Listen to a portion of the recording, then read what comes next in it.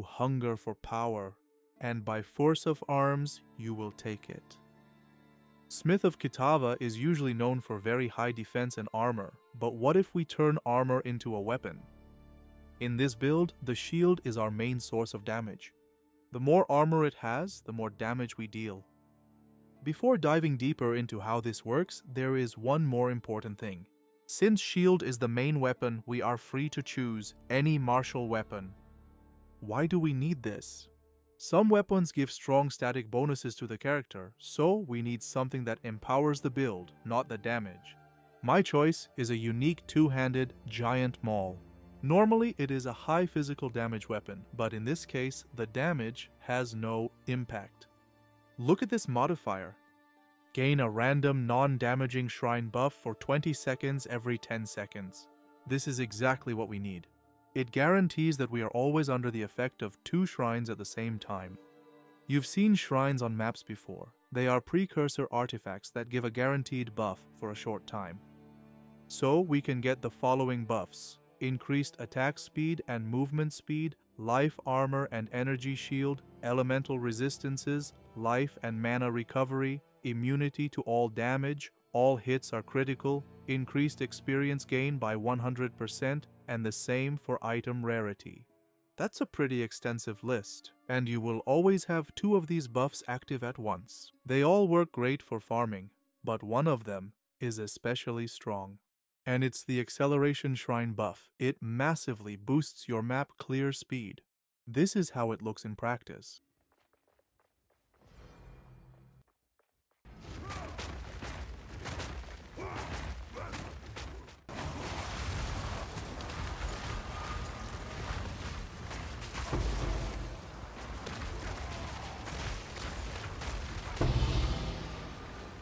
Now let's get back to the core mechanic of the build. Our main attacking skill is Shield Wall. By default, Shield Wall creates a line of stone segments in front of the character. It can block attacks and protect you. But it also can be triggered to explode, and this explosion deals massive damage. There are several ways to trigger the instant explosion. Various war cries. The shield charge. And the totem. The totem is especially useful. It allows us to spam shield wall on bosses. It also works very well on respawning monster waves. For example, strong boxes, rituals, or abyssal pits. The damage of the shield wall scales directly through the skill gem level. It also scales with the amount of armor on your shield. By default, the wall rises close to the character and has a small area. But we can modify it with a special support gem, On's Citadel. This support gem turns the shield wall into a fissure-like skill.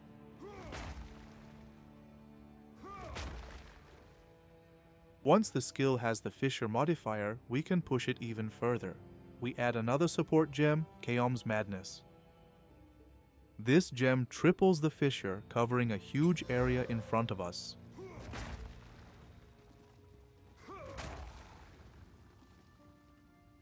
Now let's take a closer look at the skill gems used in this build. First of all, let's finish with Shield Wall. We have already covered the first 2 support gems. Next, we add a support gem for armor breaking. This can be Ulnatal's Embrace, or a simpler option, Armor Break 3. Shield Wall deals massive physical damage. Because of that, we can break enemy armor very quickly. This significantly increases our physical damage. We also scale this effect further in the passive tree. The next support gem is Life Leech 3. It allows us to recover all life costs and keep our life pool full during the fights. Actually, you can replace it with another damage support. This is possible if you already have enough Life Leech on rings or gloves. The last support gem is Heft. It increases the maximum physical damage range. Now let's move to the next skill gem. This is Sunder. You may have used it before as a main damage skill, but in this build, we use it only for a debuff. When Sunder hits enemies with broken armor, it increases the armor break effect by 20%. It means that this skill combines perfectly with Shield Wall. Just use it when enemy's armor is fully broken. So, since the debuff is the only thing we need, attack speed is a priority for this skill. We add the support gem, Hit and Run. It greatly increases attack speed. The downside is that you can only use Sunder after moving 10 meters. We do not need to spam this skill, so this downside is completely fine for us. The next support gem is Rapid Attacks 3. It massively increases attack speed at the cost of reduced damage, but the damage does not matter here. The last support gem is Rage 3. It can situationally increase attack speed when your rage is not full. Other support gems are not critical, you can use any options you prefer. The next pair of skill gems are War Cries. The first one is Infernal Cry. It empowers our next attacks. For support gems, we use the following. Raging Cry gives additional rage generation. Enraged Warcry 2 allows us to ignore the cooldown at the cost of rage. Tireless gives a chance to empower one extra attack. Cooldown Recovery 2 reduces the cooldown. The remaining support gems isn't important, so you can choose whatever you prefer. The next Warcry is Fortifying Cry. It adds extra damage to the shield wall explosion. When used near enemies, it also grants an additional life pool called Guard. This is very useful on bosses. It increases the maximum one-hit damage you can survive. Here we use the same set of supports. Raging Cry for extra rage generation. Enraged Warcry 2 to ignore the cooldown by spending rage. Cooldown Recovery 2 to reduce the cooldown. Other support gems can be any physical damage increases you prefer. And remember, these war cries can be used to trigger the shield wall explosion. The next skill is Shockwave Totem. We use it to continuously trigger shield wall explosions. First of all, we want increased totem placement speed. Next, we focus on a higher life pool. Additional resistances are also important. They greatly improve totem survivability. We also increase the area of the shockwaves. Finally, we use Heavy Swing. It reduces attack speed. This allows the totem pulses to trigger shield wall explosions in a more controlled way. The next skill gem is Shield Charge. We use this skill for fast movement. It can also trigger shield wall explosions. We can combine both. This allows us to speed through monster packs while triggering shield wall at the same time. So here we value attack speed most. But keep in mind, attack speed only affects how fast you raise the shield before the charge. The actual movement speed of shield charge depends on your movement speed. We use Rapid Attacks 3, Rage 3, Increased Area of Effect, and other support gems are up to your preference. We use simple spirit gems, so standard 100 spirit is more than enough for us. For faster map clearing, we use Herald of Ash with the standard recommended support gems. For additional defense, we use Scavenged Plating. This skill increases our armor by up to 40% when we break enemy armor. And we do break armor all the time with Shield Wall, remember? For support gems, the most important stat here is increased duration.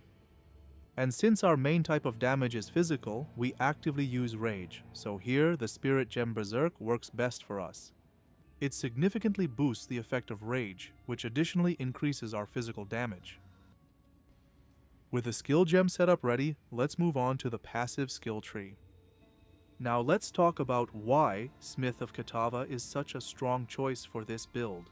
First of all, this ascendancy gives us very strong survivability. This comes from powerful modifiers to our armor. Second, it provides excellent clear speed and large coverage area thanks to casting fire spells on hit. And finally, Smith of Kitava makes this build very budget friendly. It saves a lot of currency during gearing. The key feature of this ascendancy is the ability to modify our armor directly in the passive tree. Because of this, we are forced to use a normal aka white body armor, but the bonuses we gain are absolutely worth it. The first armor modifier is very powerful. 100% of our armor also applies to chaos damage. This modifier is extremely strong, and we may even say it's a unique one in the game. Why is this so good? Chaos damage in Path of Exile is usually balanced around energy shield builds. Because of that, chaos damage values are often not very high. This allows us to heavily reduce incoming chaos damage with armor first, before it is reduced again by chaos resistance. The second bonus converts 25% of incoming physical damage into fire damage. We have a relatively small life pool. Because of that, reducing physical damage is extremely important for us.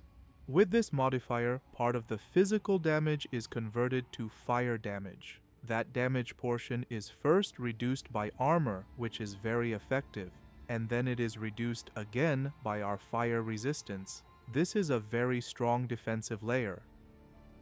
The third bonus additionally applies armor to elemental damage. This is one more layer of defense. It helps us survive elemental hits much more often. The fourth bonus is extremely strong. It prevents us from taking damage from ailments. This includes deadly effects like bleeding, poison, and burning. With our small life pool, this has a significant impact. That's all about armor modifiers from the Ascendancy. And keep in mind, each modifier also grants an additional 200 base armor. This value is not shown directly on the body armor, but it is fully counted when the game calculates your total armor. Now let's look at the remaining part of the Ascendancy tree. One of the first nodes we take shares half of our fire resistance with the other elemental resistances. This means that we only need to scale fire resistance to cover all elemental resists. This gives us huge flexibility when gearing the build. We no longer need to stack cold and lightning resistance on our items. Instead, we can use those suffixes for much more valuable stats. The last Ascendancy skill is Fire Spell on hit. Simply put, this node automatically casts fire spells when we hit enemies. For this to work, we need to socket a compatible fire spell gem. For the best map clearing, I recommend using Detonate Dead. Even though Fire Spell on hit gives 200% increased cast damage, this is still not enough for strong direct damage. However, Detonate Dead deals damage based on a percentage of enemy life.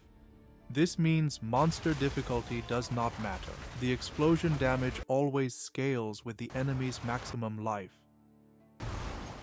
If you have enough intelligence, I recommend adding Elemental Weakness. This curse reduces enemy elemental resistances, but you should use it only from level 18 and above. Below that level, its effect is too weak for high-tier maps. Support gems can be used to boost the curse's magnitude.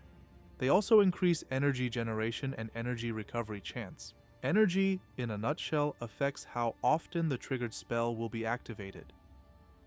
If you don't have enough intelligence, you can use only Detonate Dead. At level 7, it requires only 41 intelligence.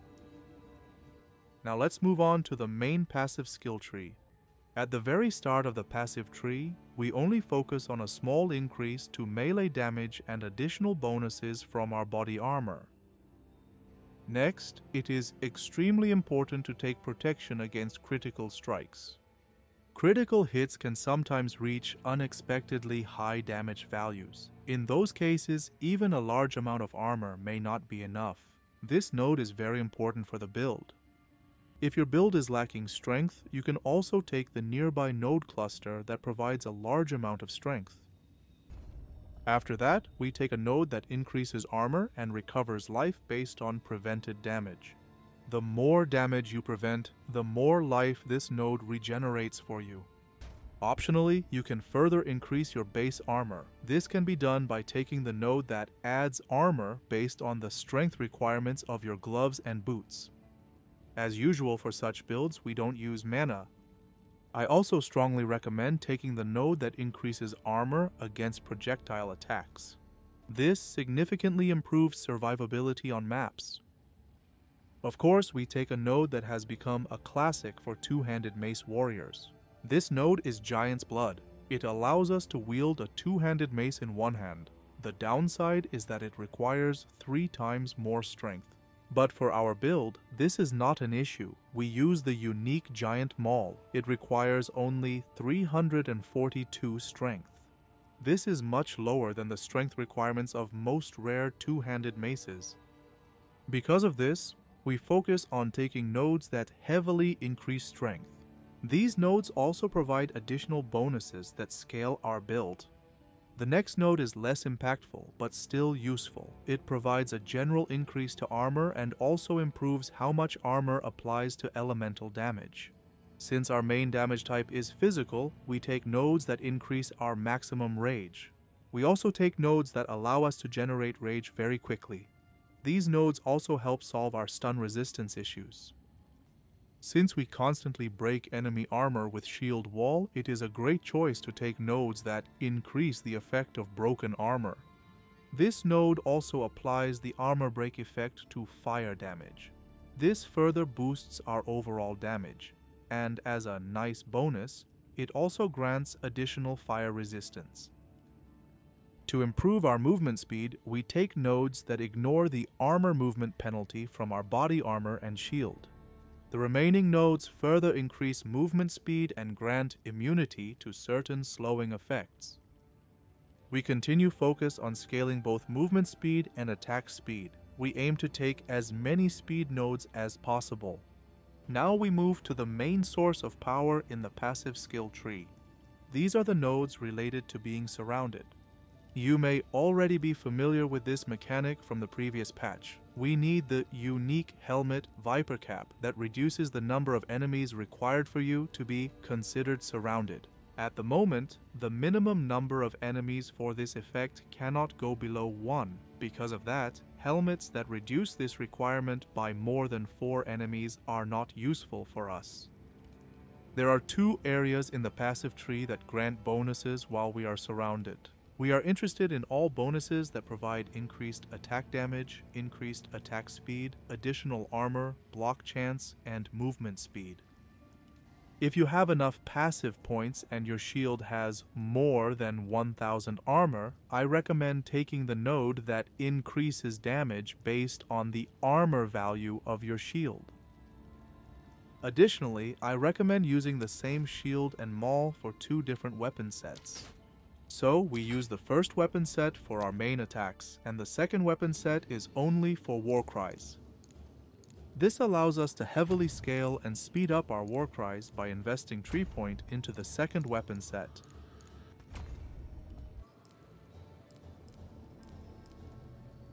To balance this, we need to invest the same number of passive points into the first weapon set. For the main weapon set, I recommend taking attack-related nodes. Attack damage is not important for war cries. And don't forget to assign the second weapon set to your war cries. All other skills should remain on the first weapon set. Finally, let's talk about the armor items in addition to the hammer, helmet, and body armor we've already covered. For gloves, the most important modifier is +2 to all melee skills. For boots, we want maximum movement speed. For both items, we also want high armor values, maximum life, strength, fire and chaos resistances, and increased armor applied to elemental damage. For the shield, we need to maximize armor if the budget allows. However, relatively low-cost shields with high life and resistances will still work perfectly fine. For accessories, we look for maximum life and a lot of strength. Fire and chaos resistances are also very important. Added damage to attacks is a nice bonus, but it's not critical for the build. And maximum melee skills level on top of that is highly recommended for an amulet. For socketed runes, our main goal is to speed up our skills. So, for the giant maul, we socket runes that increase skill speed. In other armor pieces, we can use runes for more life, more armor, or additional fire and chaos resistances if you lack those. For the amulet, I suggest activating Molten Being. It slightly increases our physical survivability and also adds some damage. If you want to push maximum speed instead, then you should take Acceleration. For the Heart of the Well Diamond, we want to scale as much added damage as possible. My first recommendation is lightning damage. This allows us to apply shock to enemies, which increases the damage they take. I also highly recommend using the Time Lost Diamond against the darkness. This jewel applies to all passive skills in the passive tree.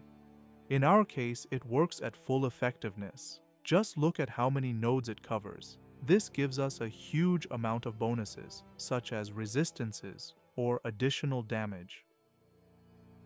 And all other jewels can be chosen based on your personal preference. When buying body armor and a shield, one of the strongest modifiers you should look for is additional physical damage reduction. It applies on top of the armor calculation, making it very effective. I hope this guide helped you understand how the shield-based Smith of Kitava build works. If you have any questions, feel free to leave them in the comments. Thanks for watching, and I'll see you in the next video.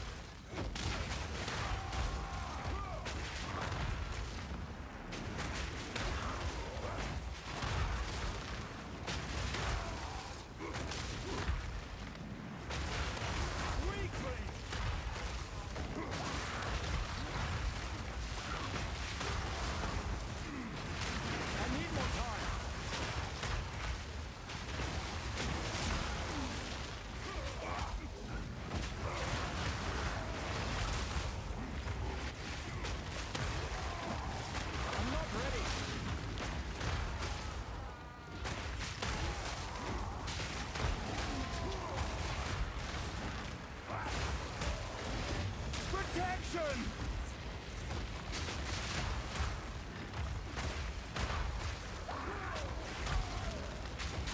I found you!